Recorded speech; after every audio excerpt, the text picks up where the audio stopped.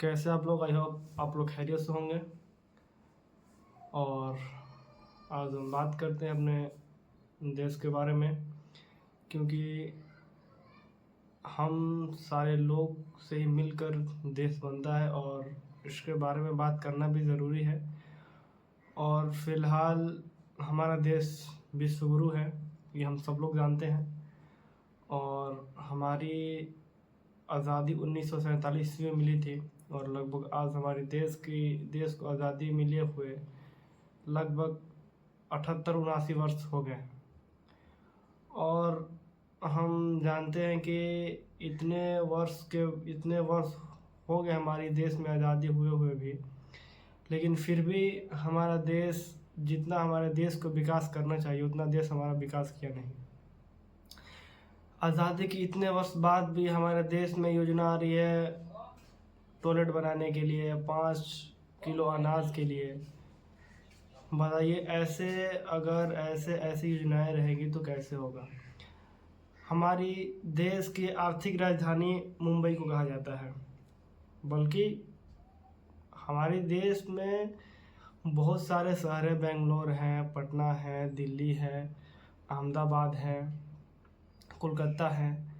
अगर चाहे सरकार तो हर शहर को डेवलप कर सकती है। हर शहर में इतना कंपनी या डेवलपमेंट हो सकती है जिससे हर शहर को आर्थिक राजधानी बनाया जा सकता है। ऐसी बात नहीं है, लेकिन ये भी बात है कि आर्थिक राजधानी तो एक ही रहेगी, लेकिन विकास तो सबका हो सकता है। और सारे राज्य और स्टेट और सारे डिस्ट्रिक्ट हमारे देश के अंग हैं, और सारी की स्टेट की डेवलपमेंट की जिम्मेदारी हमारी सरकार की है। और सरकार इन सब पे ध्यान ना दे के हर बार कुछ ना कुछ ऐसे बतंगड़ों पे ध्यान देती है जिसमें बात करना उचित नहीं है। नहीं तो कुछ लोग बोलेंगे कि ये वो कर रहा है, हम उस पर बात नहीं करते हैं। हमारी सरकार की बातें क्या है कि धर्म खतरे में है। भाई, धर्म किससे खतरे में है? किस चीज़ से धर्म खतरे में है? क्या पूजा करने में कोई दिक्कत है किन्हीं को? कहीं पे जाने में दिक्कत है, घूमने फिरने में दिक्कत है, तिलक लागे घूमने में दिक्कत है, कहीं मंदिर में जाने से कोई दिक्कत है? देश में मंदिर नहीं है, किस चीज़ की दिक्कत है? हम सब इस देश की आज़ादी में हम सारे लोगों की जिम्मेदारी हैं, सारे लोगों की भागीदारी है। हमारे देश को आज़ाद कराने में हर जात की, हर धर्म के लोगों के खून और पसीने से ये हमारा देश आज़ाद हुआ है।